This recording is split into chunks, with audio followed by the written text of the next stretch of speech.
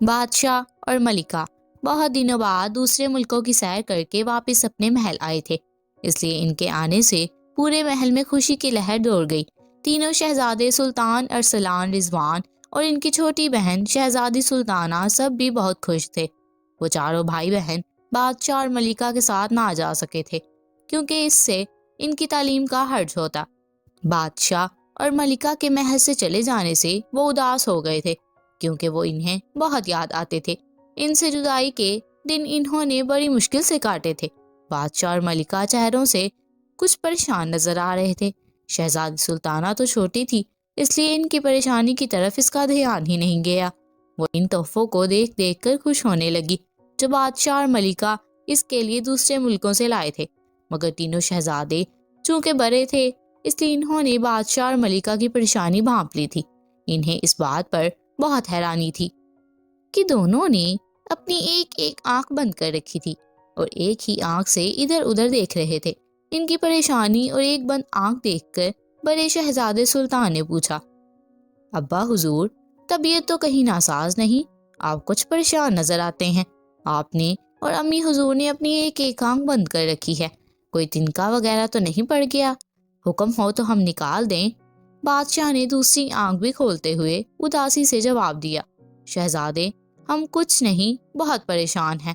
واپسی کے سفر کے دوران جانے کیا بات ہو گئی ہے کہ ہمیں اور آپ کی امی کو ایک ایک دو دو نظر آنے لگے ہیں۔ اس وقت ہمارے سامنے تم چاروں کھڑے ہو مگر ہمیں 8 نظر آ رہے ہیں۔ ملکہ بھی ایک نہیں دو دو دکھائی دے رہی ہیں۔ ایک آنکھ بند کر لیں تو ٹھیک نظر آتا ہے۔ ملکہ نے بھی اپنی دوسری آنکھ کھولی تھی۔ وہ بولی، میری بھی یہی حالت ہے، میں بھی اپنی دونوں آنکھوں سے اس وقت 6 شہزادوں، 2 شہزادیوں اور 2 بادشاہ سلامتوں کو دیکھ رہی ہوں۔ ایک آنکھ سے دیکھوں تو ایک ایک ہی نظر آتے ہیں۔ چاروں بچے یہ بات سن کر گھبرا گئے اور پریشانی کے عالم میں ایک دوسرے کو دیکھنے لگے۔ بادشاہ نے ان کی گھبراہٹ محسوس کر لی۔ وہ اس بات پر بہت خوش تھا کہ اس کے بچے اپنے ماں باپ سے بہت محبت کرتے ہیں اور اسی لیے ان کی تکلیف کا سن کر پریشان ہو گئے۔ انہیں تسلی دینے کی خاطر اس نے کہا، فکر کی بات نہیں، جب ہم ایک آنکھ بند کر کے دیکھتے ہیں تو ہمیں ہر چیز پھر ایک ہی نظر آتی ہے۔ ہم ایک آنکھ سے ہی دیکھتے دیکھتے زندگی گزار لیں گے۔ منجلے شہزادے ارسلان نے جلدی سے ایک کنیز کو بھیج کر شاہی طبیب کو بلوا لیا۔ شاہی طبیب نے بادشاہ اور ملکہ کا تفصیلی معائنہ کر کے مایوسی سے سر ہلا دیا اور بولا، ایک ایک کے دو دو دکھائی دینے والی اس بیماری کا کوئی علاج میرے پاس نہیں ہے۔ میں نے اس بیماری کے بارے میں اپنے بزرگوں سے سن رکھا ہے۔ بادشاہ سلامت اور ملکہ صاحبہ صرف اسی صورت میں ٹھیک ہو سکتے ہیں کہ جادو کے پہاڑ کی چوٹی پر لگے عجیب و غریب رنگ برنگے درختوں سے سیب توڑ کر لائے جائیں اور انہیں کھلا دیے جائیں۔ اس کے علاوہ کوئی علاج کاریگر ثابت نہیں ہوگا۔ مگر اس جادو کے پہاڑ پر پہنچنا آسان کام نہیں۔ ایک بہت بڑا اور خوفناک شیر پہاڑ والے راستے کی پہرے داری کرتا ہے اور بڑے بڑے خطرناک پرندے پہاڑ پر منڈلاتے رہتے ہیں۔ تینوں شہزادے ایک ساتھ بولے، کوئی بات نہیں، ہم جادو کے پہاڑ پر سے سیب لائیں گے۔ ہم سے اپنے ابا حضور اور امی حضور کی پریشانی دیکھی نہیں جاتی۔ اس وقت بادشاہ کی دونوں آنکھیں کھلی ہوئی تھیں۔ اس نے تینوں شہزادوں کو دیکھتے ہوئے گھبرا کر کہا، اگر تم 6 کے 6 چلے گئے تو محل کی تنہائی ہمیں کاٹنے کو دوڑے گی۔ چھوٹے شہزادے رضوان نے مسکرا کر کہا، ابا حضور، آپ فکر نہ کریں، ہم صرف 3 ہی جائیں گے، بقیہ 3 کو محل میں ہی چھوڑ جائیں گے۔ اگلے روز وہ تینوں شہزادے اپنے سفر پر روانہ ہو گئے۔ وہ چلنے لگے تو شہزادی سلطانہ بھی ضد کرنے لگی کہ وہ بھی ان کے ساتھ جائے گی۔ اسے بڑی مشکلوں سے منا کر روکا گیا۔ راستہ واقعی بہت خطرناک تھا، پھر بارشیں بھی شروع ہو گئی تھی، اس وجہ سے ان کا سفر اور بھی دشوار ہو گیا تھا۔ گھنے جنگلوں سے ہوتے ہوئے دریاؤں کو عبور کرتے ہوئے اور وہ ایک بستی میں پہنچے۔ بارشوں نے ہر طرف تباہی مچا دی تھی اور گھروں کو شدید نقصان پہنچایا تھا۔ بستی میں انہوں نے دیکھا کہ ایک بوڑھی عورت اپنے ٹوٹے ہوئے مکان کی مرمت کر رہی ہے۔ بستی کا کوئی شخص بھی اس کی مدد نہیں کر رہا کیونکہ وہ بھی اپنے اپنے مکانوں کی مرمت کے کاموں میں لگے تھے جو موسلا دھار بارشوں کی وجہ سے ٹوٹ پھوٹ گئے تھے۔ اس بری عورت کو مٹی کی اینٹیں اور گارا خود اٹھا اٹھا کر لانا پڑ رہا تھا۔ شہزادوں کو یہ دیکھ کر بہت افسوس ہوا۔ وہ اپنے گھروں سے اترے اور اس بری عورت کو ایک طرف بٹھا کر اس کے گھر کی مرمت میں مصروف ہو گئے۔ وہ بری عورت ان کی ہمدردی دیکھ کر بہت خوش ہوئی اور انہیں دعائیں دینے لگی۔ شام تک بہت سارا کام ہو چکا تھا اور مکان کی تھوڑی سی مرمت باقی تھی۔ شہزادوں نے ارادہ کیا کہ باقی کام کل کریں گے۔ انہوں نے بری عورت کو اشرفیوں سے بھری تھیلی بھی دی اور اس سے درخواست کی کہ وہ ان سے کھانے پینے کا انتظام کرے اور انہیں اپنے گھر میں رات رکنے دے۔ بری عورت بہت غریب تھی۔ اشرفیاں دیکھ کر خوش ہو گئی اور ان کے ٹھہرنے کا بندوبست کر کے ان کے لیے کھانا تیار کرنے لگی۔ کھانے کے بعد اس نے شہزادوں کے بارے میں دریافت کیا کہ وہ کون ہیں اور کہاں جا رہے ہیں۔ شہزادوں نے اسے بتایا کہ وہ اس ملک کے شہزادے ہیں۔ ان کے ماں باپ کو کسی پر اسرار بیماری کی وجہ سے ایک ایک کے دو دو نظر آنے لگے ہیں، اس لیے وہ جادو کے پہاڑ پر سے سیب لینے جا رہے ہیں تاکہ انہیں کھا کر ان کے ماں باپ کو ٹھیک طرح نظر آنے لگے۔ ان کی بات سن کر وہ عورت سوچ میں پڑ گئی اور کچھ دیر خاموش رہنے کے بعد بولی، شہزادے ہونے کے باوجود تم نے مجھ غریب اور بری عورت کی مدد کی، میں تمہاری شکر گزار ہوں۔ تم تینوں بہت نیک ہو اور رحم دل شہزادے ہو۔ میں اس جادو کے پہاڑ کے متعلق جانتی ہوں۔ اس کی خاصیت یہ ہے کہ جو بھی اس پر چڑھنے کی کوشش کرتا ہے اس کے قدم پہاڑ پر جم جاتے ہیں۔ وہ کتنا بھی زور لگا لے اپنے قدم آگے نہیں بڑھا سکتا، بس ایسا لگتا ہے جیسے اس کے پاؤں کسی نے جکڑ لیے ہوں۔ پھر اس پر چڑھنے والے راستے پر ایک شیر بھی ہوتا ہے۔ جب اس انسان کے پاؤں پہاڑ پر چپک جاتے ہیں تو وہ شیر اس پر حملہ کر کے اسے ہڑپ کر جاتا ہے۔ یہ بات سن کر شہزادے پریشان ہو گئے۔ عرفان نے کہا، یہ تو بڑی مشکل ہو گئی ہے۔ جب ہمارے قدم ہی چپک جائیں گے تو ہم اس خونخوار شیر کا کیسے مقابلہ کریں گے اور پہاڑ کی چوٹی پر کیسے پہنچیں گے؟ تم لوگوں کو پریشان ہونے کی ضرورت نہیں، تم نے میری مدد کی ہے، میں تمہاری مدد کروں گی۔ بری عورت نے کہا، اب تم لوگ کھانا کھا کر آرام کرو، کل اپنے سفر پر روانہ ہو جانا۔ مشقت کا کام کرنے کی وجہ سے تینوں شہزادے بہت تھک گئے تھے۔ کھانا کھا کر وہ جو لمبی تان کر سوئے تو پھر اگلے دن ہی انہوں نے خبر لی۔ اگلے دن انہوں نے جلدی جلدی مکان کا بقیہ کام نپٹایا۔ کام مکمل ہو گیا تو بری عورت نے اپنا صندوق کھول کر اس میں سے سرخ رنگ کے جوتے، ایک جال اور ایک سنہرا تیر نکال کر انہیں دیا اور کہا، بہت پہلے میں ایک پری کے گھر خادمہ کا کام کرتی تھی۔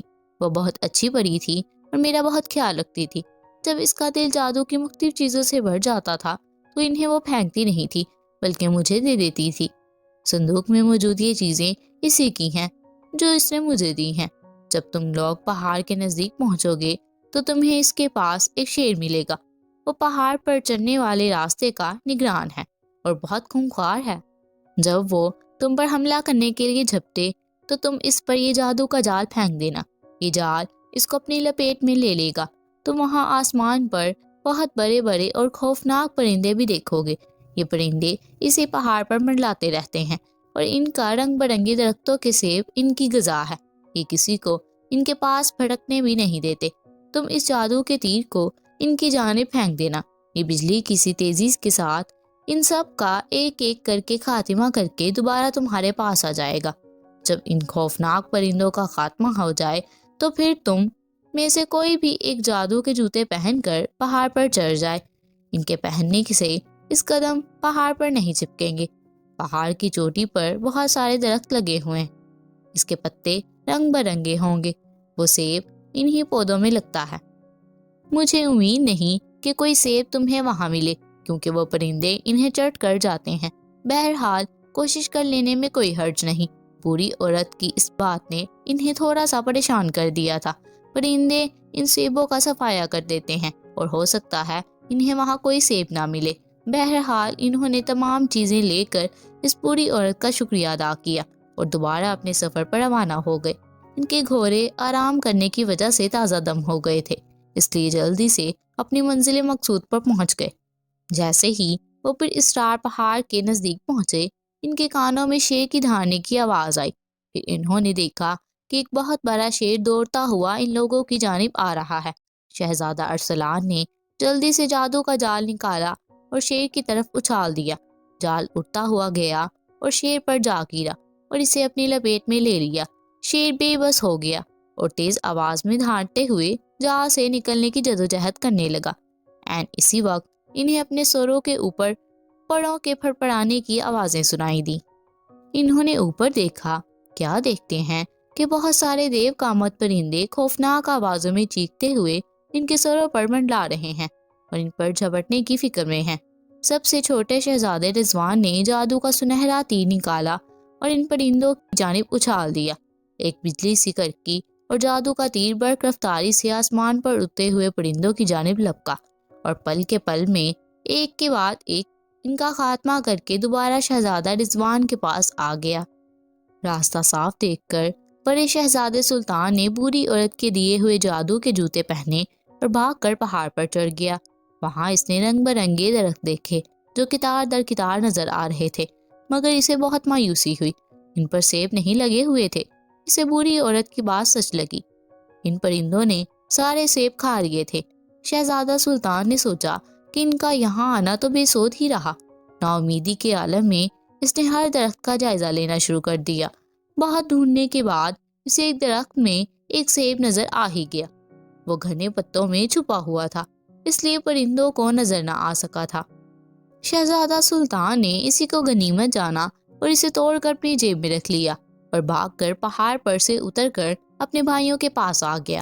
اس نے اپنے دونوں بھائیوں کو بتا دیا تھا کہ اسے صرف ایک ہی سیب ملا ہے۔ وہ بھی بہت افسوس کرنے لگے۔ جب وہ واپسی کے لیے مڑے تو شیر نے گر گرا کر کہا، مجھے آزاد کر دو، میں وعدہ کرتا ہوں تمہیں کوئی نقصان نہیں پہنچاؤں گا۔ شہزادوں کو اس پر رحم آ گیا، انہوں نے اسے آزاد کر دیا اور وہ بھاگ کر پہاڑ پر چڑھ کر نظروں سے غائب ہو گیا۔ شہزادہ ارسلان نے جادو کے جال کو بھی اپنے تھیلے میں رکھ لیا اور پھر تینوں شہزادے واپس ہو لیے۔ وہ سب سے پہلے بری عورت کے گھر گئے اور جوتے، تیر اور جال اس کے حوالے کر کے اس کا شکریہ ادا کیا۔ ایک رات اور ایک دن کے سفر کے بعد تینوں شہزادے خیریت سے محل پہنچ گئے۔ ملکہ انہیں دیکھ کر خوش ہو گئی، اس کی دونوں آنکھیں کھلی ہوئی تھی۔ اس نے کہا، میں بہت خوش ہوں، میرے 6 کے 6 شہزادے گھر لوٹ آئے ہیں۔ بادشاہ کی ایک آنکھ بند تھی، وہ حیرت سے بولا، پیاری ملکہ ایک آنکھ بند کر کے دیکھو، شہزادے تو 3 ہی ہیں۔ ملکہ شہزادوں کے صحیح سلامت لوٹ آنے پر بہت خوش تھی، اس لیے بادشاہ کی بات سن کر ہنس پڑی اور اپنی ایک آنکھ کو ہاتھ سے ڈھانپ کر شہزادوں کو دیکھنے لگی۔ شہزادہ سلطان اداسی سے بولا، امی حضور، وہاں درخت سے ہمیں صرف ایک ہی سیب ملا ہے۔ کوئی بات نہیں، یہ سیب بادشاہ سلامت کھا لیں گے۔ میں تو محل میں ہی رہتی ہوں، مجھے 2 نظر آئیں یا 4 کوئی فرق نہیں پڑتا۔ تمہارے ابا حضور تو دربار لگانا پڑتا ہے، حکومت کے کام چلانے کے لیے سب لوگوں سے ملنا پڑتا ہے۔ وہ سیب کھا کر ٹھیک ہو جائیں تو بہتر ہے۔ نہیں ملکہ، ہم اتنے خود غرض نہیں ہیں کہ ہماری آنکھیں تو ٹھیک ہو جائیں اور ہماری پیاری ملکہ کو ایک ایک کے 2 نظر آئیں۔ ہم یہ سیب نہیں کھائیں گے۔ اسی وقت شہزادی سلطانہ وہاں آ گئی۔ اسے دیکھ کر ملکہ بولی، نہ آپ کی نہ میری، یہ سیب کون کھائے گا، اس کا فیصلہ ہماری بیٹی کرے گی۔ شہزادی سلطانہ کو ساری کہانی کا علم تھا اور وہ جان گئی تھی کہ اس کو بھائیوں کو صرف ایک ہی سیب ملا ہے۔ وہ آگے بڑھی، اپنے ایک بھائی کے ہاتھ سے سیب لیا، پھر دوسرے بھائی کی کمر میں اٹسا ہوا خنجر نکالا اور سیب کے 2 ٹکڑے کر کے ایک بادشاہ کو اور دوسرا ملکہ کو دے دیا۔ دونوں نے جیسے ہی سیب کھایا، دونوں کی آنکھیں بالکل ٹھیک ہو گئیں۔ پیاری ملکہ، ہمیں دونوں آنکھوں سے سب ایک ایک نظر آ رہے ہیں، بادشاہ نے خوشی بھری آواز میں کہا۔ اور بادشاہ سلامت، مجھے بھی، ملکہ چہک کر بولی۔ اللہ کا شکر ہے، یہ سب میری عقل مند شہزادی کی وجہ سے ہوا ہے۔ شہزادہ سلطان نے کہا، سیب کو آدھا آدھا کر کے کھلانے کی ترکیب تو ہم میں سے کسی کے بھی ذہن میں نہیں آئی تھی۔ ماشاء اللہ، ہماری بہن تو بہت عقل مند ہے، ہم بہت خوش نصیب ہیں۔ اللہ نے ہمیں بہادر شہزادوں اور عقل مند شہزادی سے نوازا ہے۔ بادشاہ نے کہا،